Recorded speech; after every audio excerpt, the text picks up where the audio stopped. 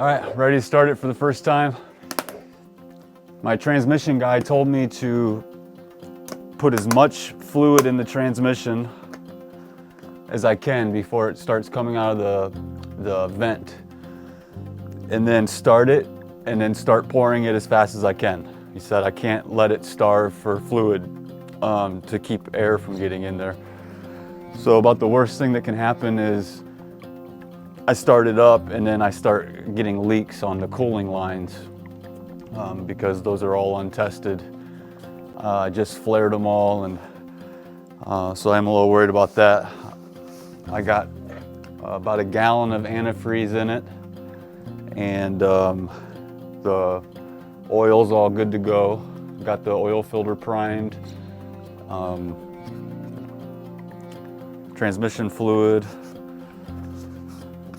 fuel should be good to go.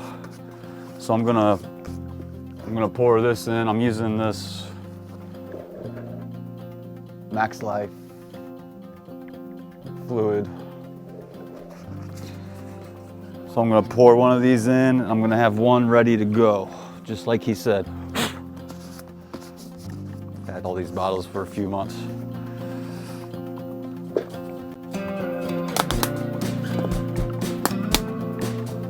So these are 4 quarts. I always thought these were always 5 quarts when they're like this, but this is a gallon.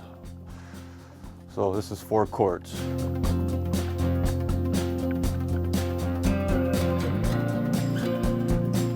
Get up. Hopefully I can get at least 4 quarts in. I would think that pan's got to hold at least 4 quarts.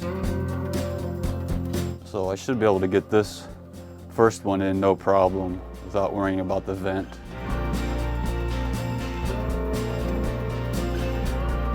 Okay, there's 4. He wasn't sure how many quarts I'd be able to get in before it did start coming out of the breather. He just said get as much in before I try starting it as possible. Okay, I'm gonna start it. Well, if it starts. This is the first go. This is a big deal. I almost feel like I should reach over. You guys are gonna see me run. I'm gonna go over there, I'm gonna start it, and then I'm gonna run back over here, start pouring fluid in.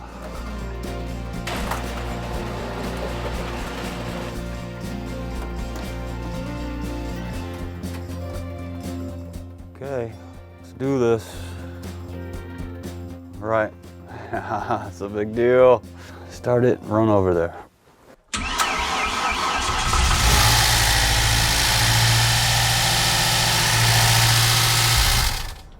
What the hell was that? Why did that sound so bad? I already broke rule number 1. And I hope that's not I hope I got that torque converter in all the way. If that's the front pump making that sound, then the more I run it, the faster I'm gonna burn that sucker up.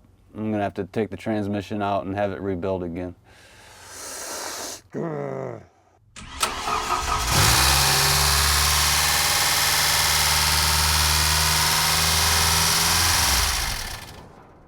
Yeah, that's running away. I'm gonna pour some more fluid in there. I'm probably filling the transmission with air. The tack was working too. Had 80 pounds of, I think it said 80 pounds of oil pressure. Oh, there it goes.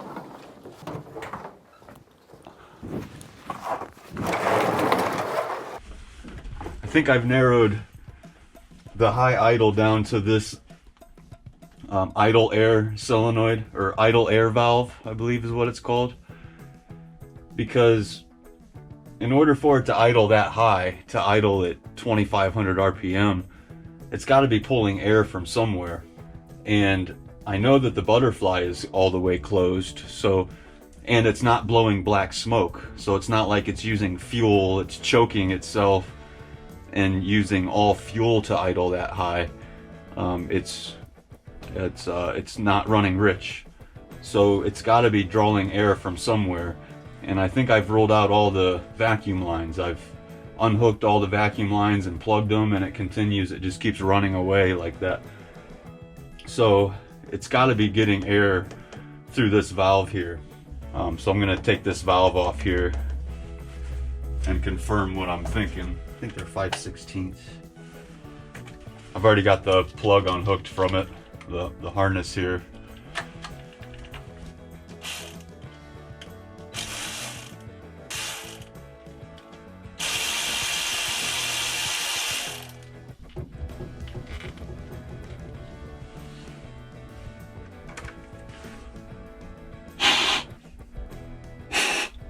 Yep. Just blow right through it. There ain't nothing stopping that air from just traveling through. So this has a bad seal in it or something.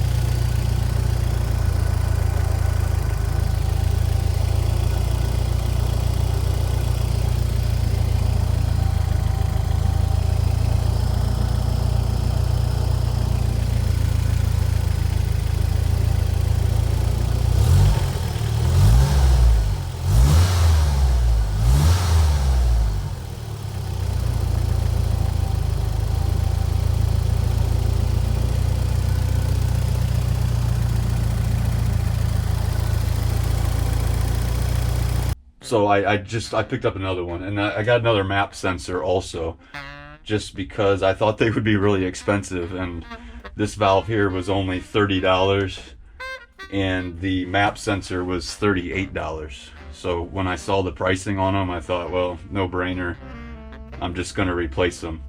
This is the new idle air valve.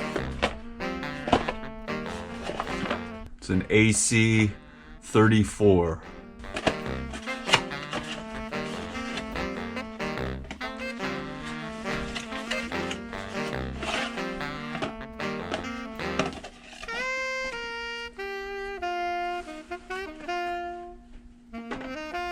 I kind of like that gasket better, the one that came with this new part. It seems to be larger. This is the one that came with the engine rebuild kit. Yeah, so just the ends there, it comes all the way out to the end of the valve instead of being tucked inside there. So I'm going to use this one.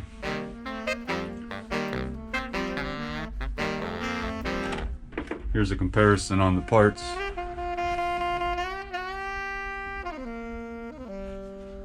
They look darn near identical, except this one says Ford on it. I wish this one said Ford, but you're not getting the Ford part for $30. I don't think this matters which way it goes. Yeah, it seems to be shaped the same way, both ways. Maybe this top one will help me hold the gasket.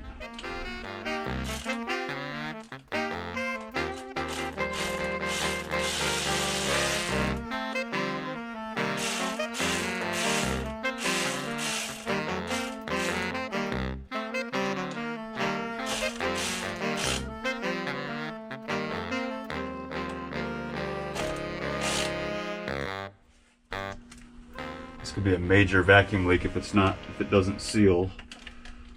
It's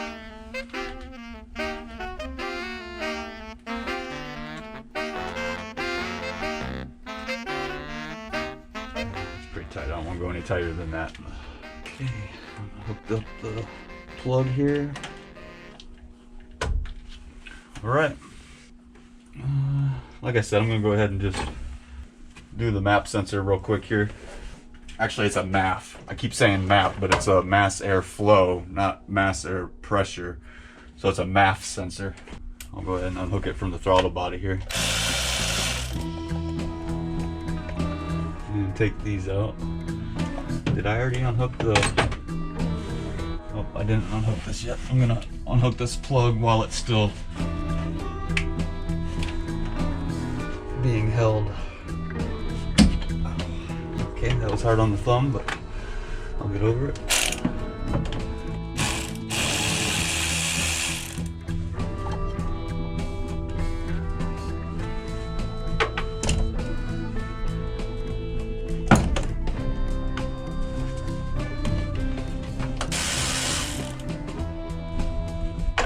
This MAF sensor, when I was cleaning the air box,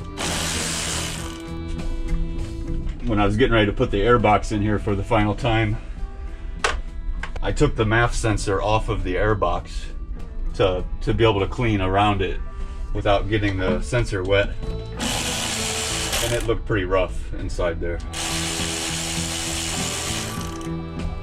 That's why when I was looking up the air valve, I just checked on the MAF sensor also and thought if it was under 50 bucks I would just buy a new one. When I saw it was $38, it was pretty much a no-brainer to just buy another one because of how bad it looked.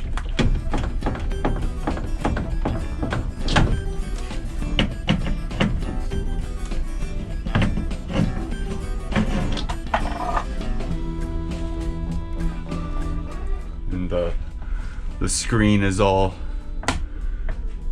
broken and there's corrosion in there. When I was blowing it out with compressed air, and there was just corrosion coming out of it, like white powder coming out of there over and over every time I hit it with air. So it can't really be in the best of shape inside of there.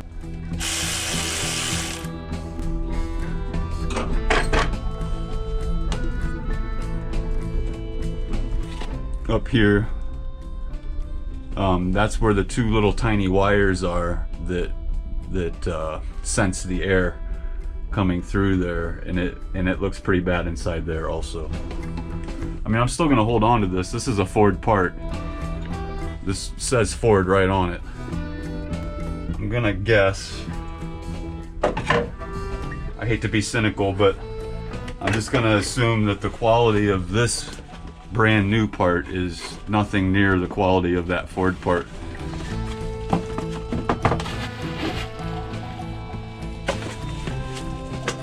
I got this off eBay. The air solenoid, the idle air valve, I got off of Rock Auto, but this I got off of eBay.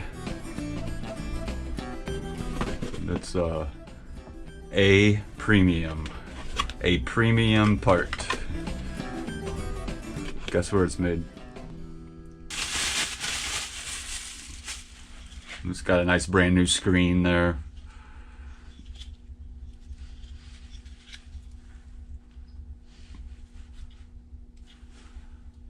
There was a gasket on that, by the way, that when I took this apart to clean the air box, there was a paper gasket in between the air box and here, but the new one did not come with a gasket.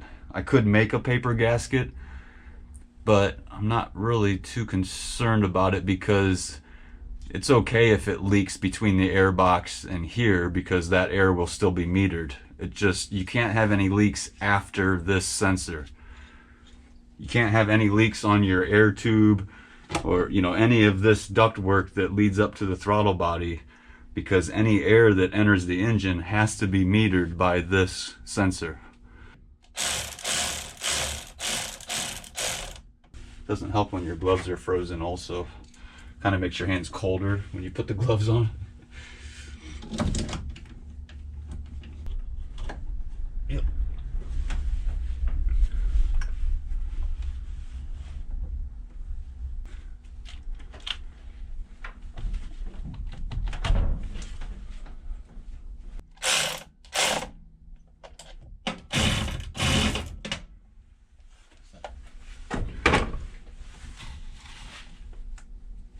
Yes. All right, how about another test? The idle air valve is supposed to determine the idle. I think I read online that if you unhook this air valve, then it should idle at 600 RPM. And if it isn't, then you need to set this screw to make it idle at 600 RPM and then plug this back in, and then it will take over from there. Because if you think about it, if you have this screwed in too far, you're not even supposed to touch this to begin with, but I was messing with it because I couldn't figure out why it was idling so high. But if you think about it, if you have this screwed in too far and you have that butterfly open on the throttle body, then the computer gets confused. It wants to know why it's idling high and this isn't even open. So you got to let this do all the work as far as idle goes. If I had the power steering pump hooked up or the AC, same thing. If you turn the air conditioning on and then the AC compressor puts a load on the engine, this bumps the idle up, bumps the engine, the RPM up to handle that extra load from the compressor. Same way with power steering. If there's a power steering pressure sensor, and when you go to, if you're like sitting still, if you're in a parking lot and you just start turning the wheel, then the engine needs to rev up a little in order to handle that extra load. And then this valve does that also.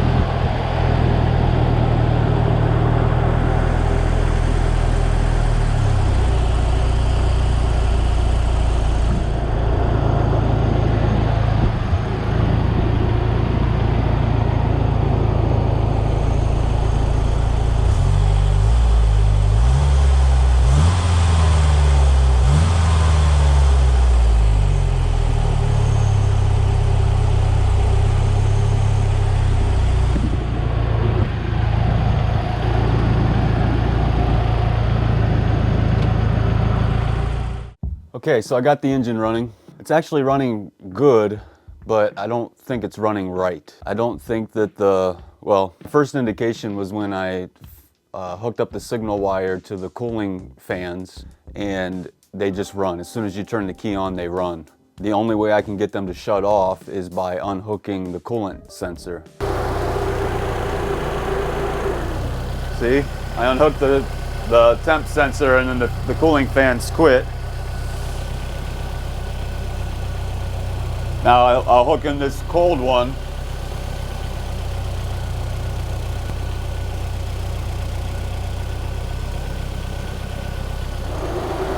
Cooling fan kicks back in, idle goes up because it thinks that it's cold.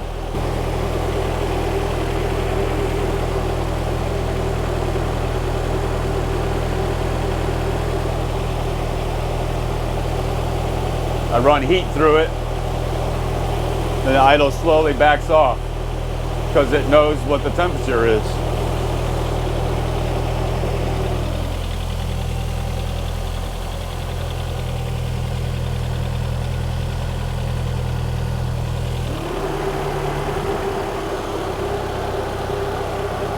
So that tells me that the computer is adjusting the idle for the temperature. So that tells me that the temperature sensor is reading correctly. So I think the reason that the cooling fan's running all the time is because it's in some kind of default mode. It's in like a limp mode or a factory just to make the engine run, but it's not running as efficiently as possible. I hope that it's not because I don't have an EGR valve on here, because this engine had a header on it when I bought it, and so there's no hotline, there's no exhaust tube going from the manifold up to the EGR valve.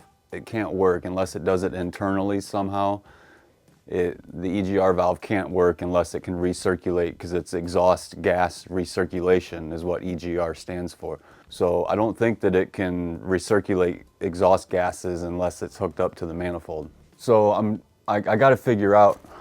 This is the book, by the way, that I used to wire the engine and trace every wire down and figure out what was going on. So I'm just, I'm still moving on. The engine isn't running so bad to where, like if I had the steering done, I would already be driving it and calibrating the compass and calibrating the speedometer and so forth. So I would have no problem driving it the way that it is right now.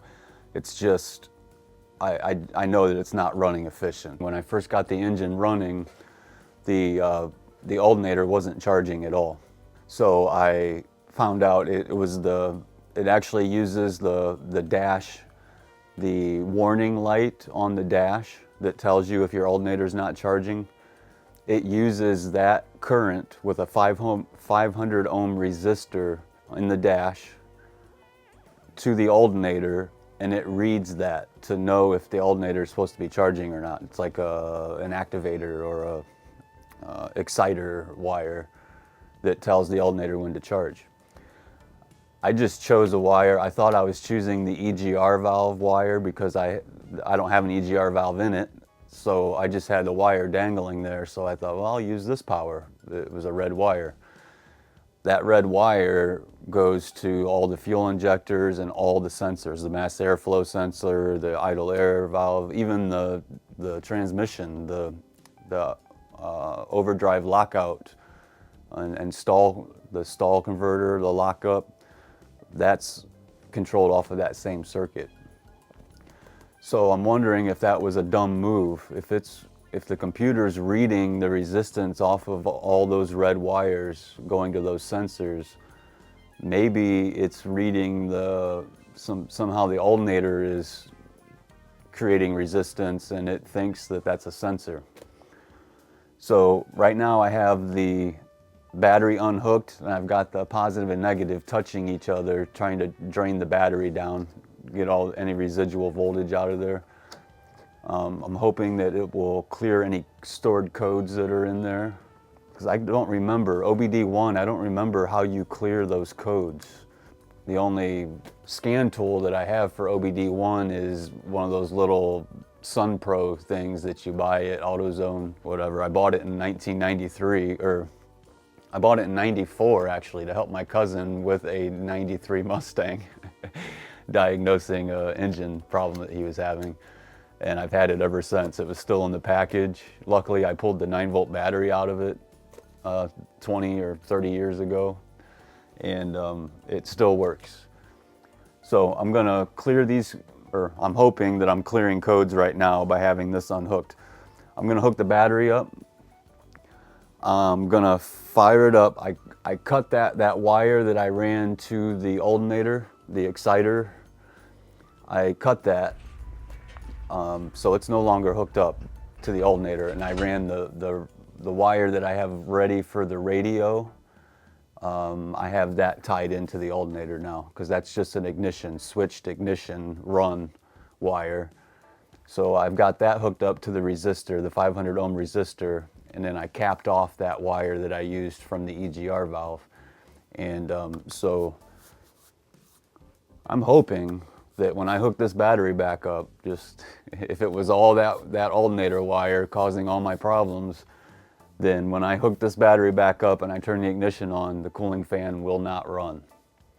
If I turn the ignition on and the cooling fans kick right off the bat, then I still have an issue. I'm gonna have to trace it down, start looking at my grounds, make sure I've got the computer grounded properly, make sure that I don't have any wires crossed or something causing the computer to think that it's in default mode or it needs to just be in default mode. I realized I never showed this here. I printed out, I took a picture of that relay box and then labeled them on the computer and then printed this out and laminated it. So that's gonna be how I keep track of my fuses and so forth. A lot of it, you're not gonna be able to make any sense out of it, but I have a legend or a key that that has all the writing on it, exactly where it goes and so forth. But so that's that. I have the relay for the cooling fan in right now.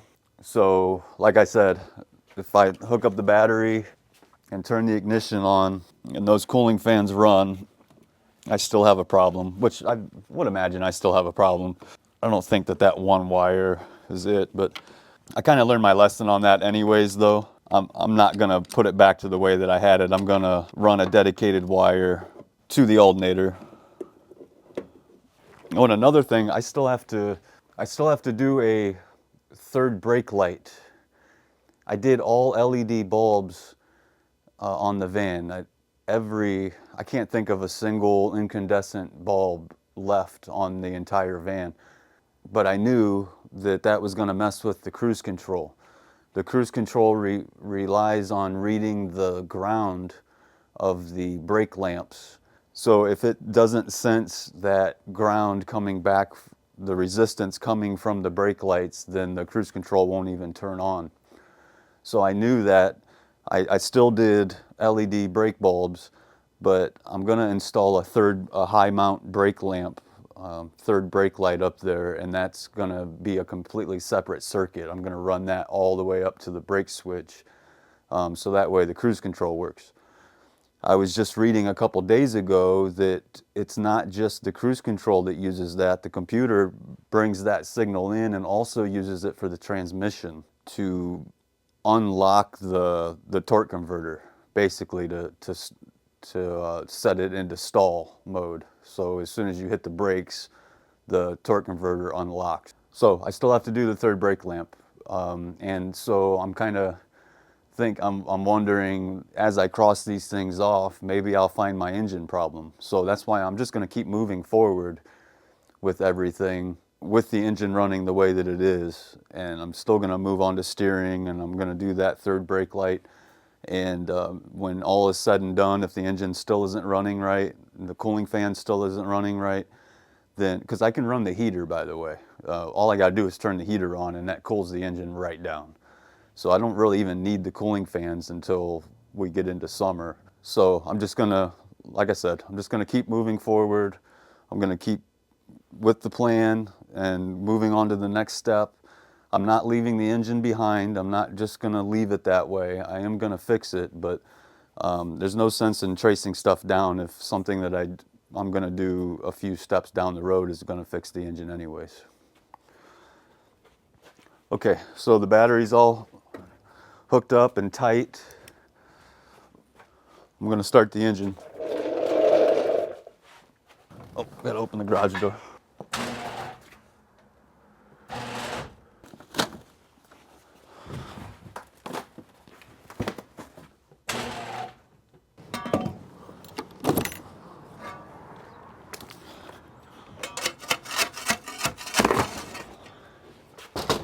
Garage door is frozen.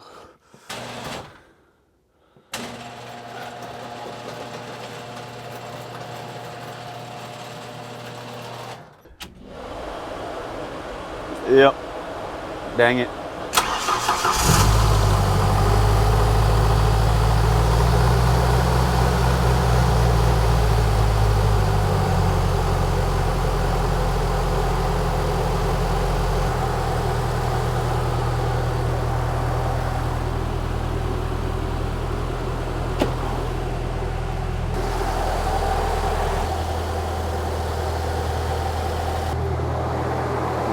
too cold to be running those fans, I know that much.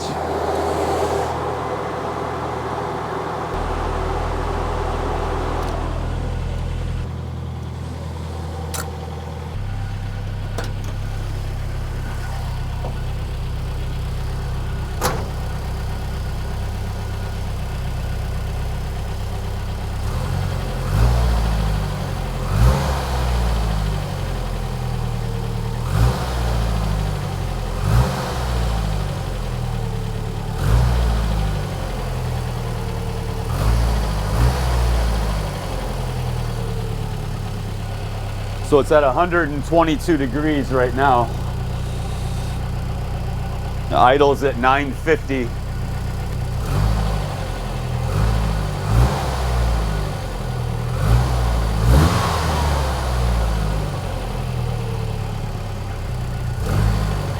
There, it stumbled a little.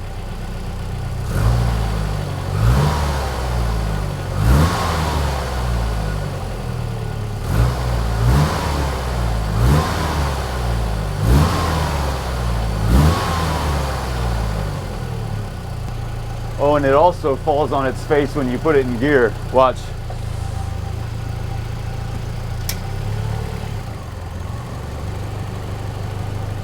See how it starts vibrating and it falls down to 700. 780.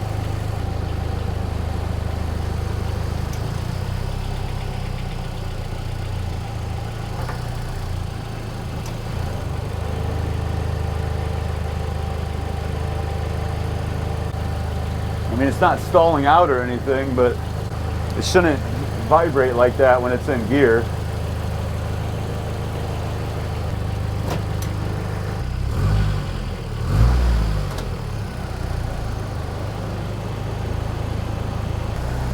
So I'm gonna do a code scan on it, write those down.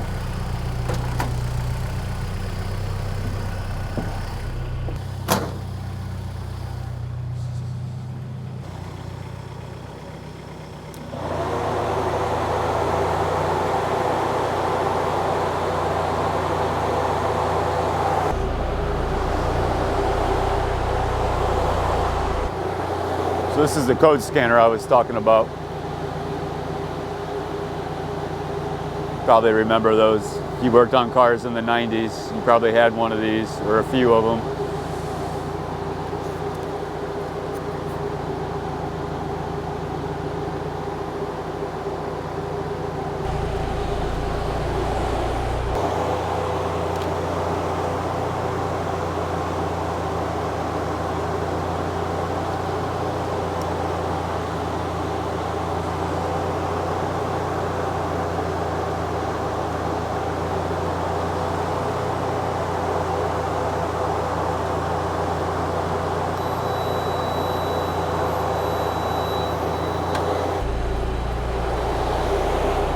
So in between numbers, because it gives you, some of them are 3-digit numbers, some of them are 2-digit numbers. So if it, there's a 4-second pause between codes, there's a 2-second pause between each number.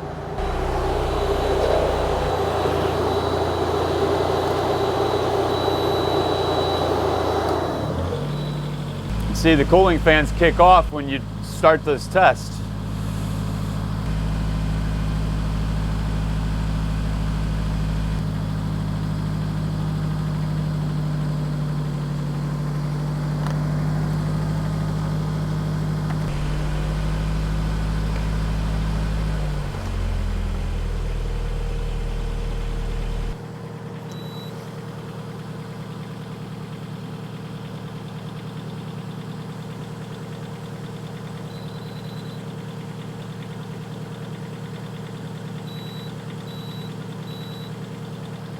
Three, 2,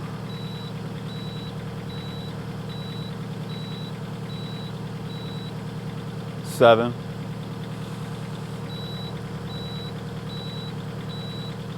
4, 1, 1,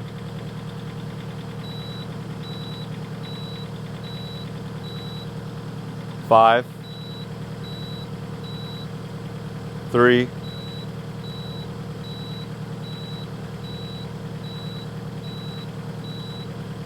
8,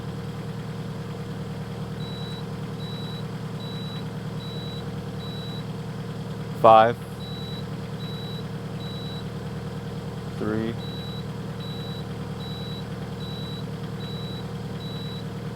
6,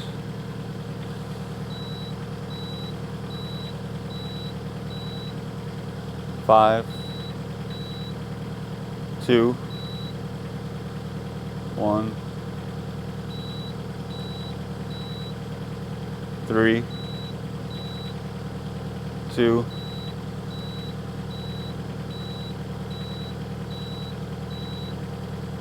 7. Oh, it started over again, back to 327. So it's before 11. This would be 538.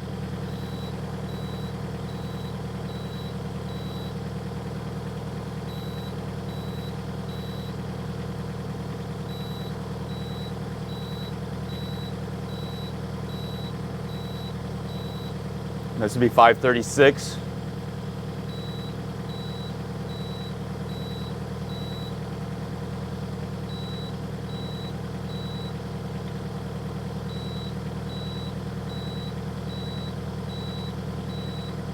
$521.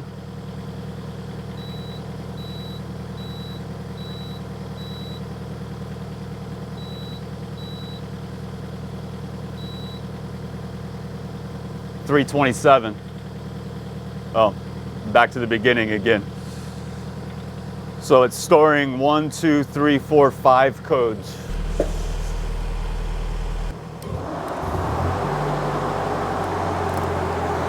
And the fan kicks back on again as soon as I unhook it.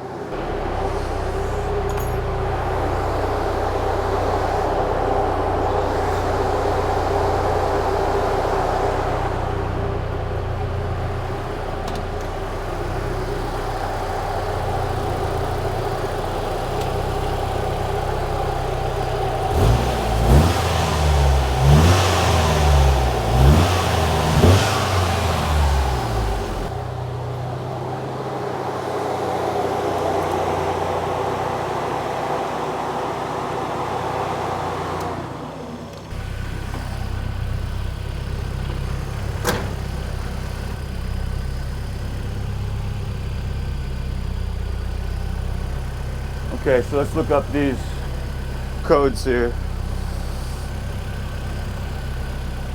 I've got a 327 EGR valve position sensor, pressure feedback EGR sensor or EGR pressure transducer, signal voltage too low. That makes sense because it's not hooked up. It's actually right here. 411. Cannot control RPM during engine run self-test. Low RPM check. So that's this. Maybe that's because I messed with this screw right here. 538. Insufficient RPM change during dynamic response test. Engine run self-test. Invalid cylinder balance test. Throttle position movement or invalid cylinder balance test. Cylinder identification problems. That's a new one. I'll have to read into that. 536. Brake on-off switch circuit failure or not activated during engine run self-test. 521. Power steering pressure switch circuit not detected. Okay, that makes sense because that is not hooked up. So I need to find out if I need to hook that up. Maybe that's my idle issue. Maybe it thinks that I'm turning the power steering. I would think that it wouldn't activate with, I just pulled the wire right from the computer. So maybe I need to hook that switch back up. And obviously it won't be hooked up to there is no power steering pump. So but maybe it reads that. It needs it for some reason. Like I said, I mean, it's not running. I can drive it like this.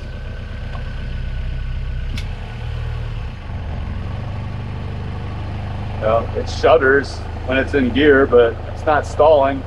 I can drive it like that.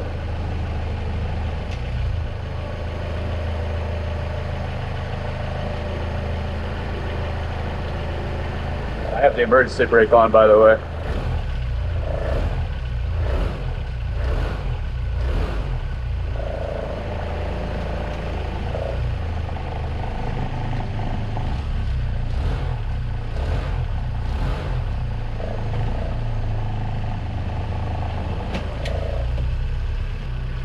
I'm gonna look these up tonight after dinner. I'm gonna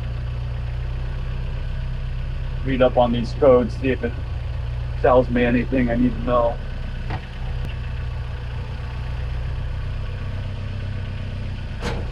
Huh. It's not sending me a ground now.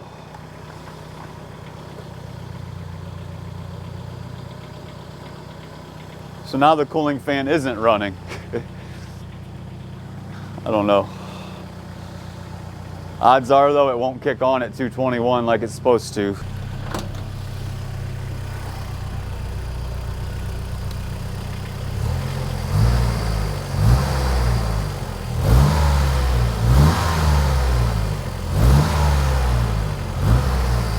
It's at 207,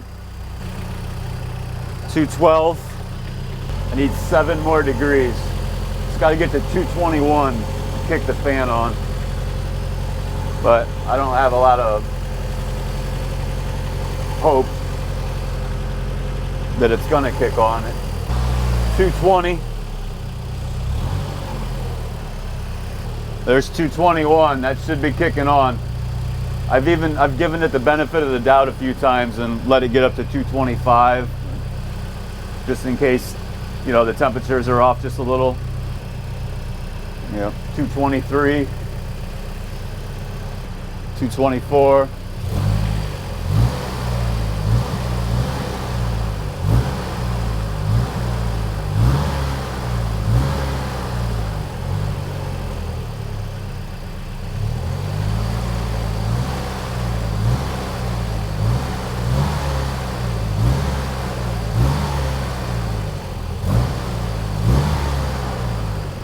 $226. Just run the heater and it brings it right down.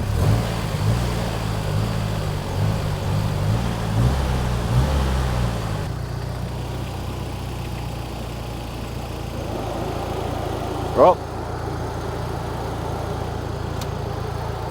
Now the fan's just kicked on out of the blue.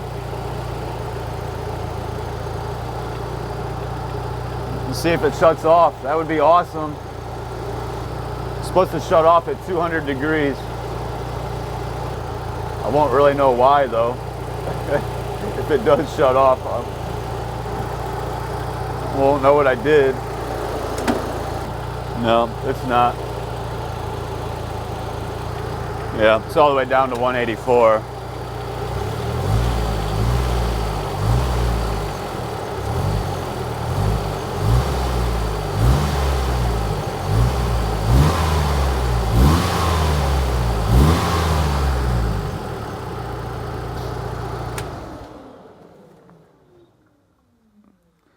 Yep. Now watch, if I turn the ignition back on, fans will just run.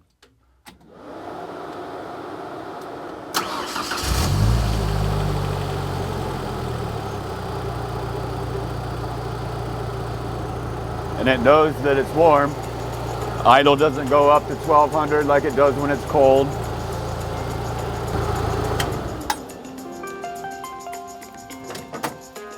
Yep, I don't know. I must have a ground wrong or something on the computer, but I'm not gonna let it stop me. I'm not gonna stop moving forward because the engine might not be running right. I'm gonna keep moving forward, and I'll figure this out one of these days. And that cooling fan is probably gonna tell me. It's gonna be my indicator. soon as that's running right, then the engine will be running right.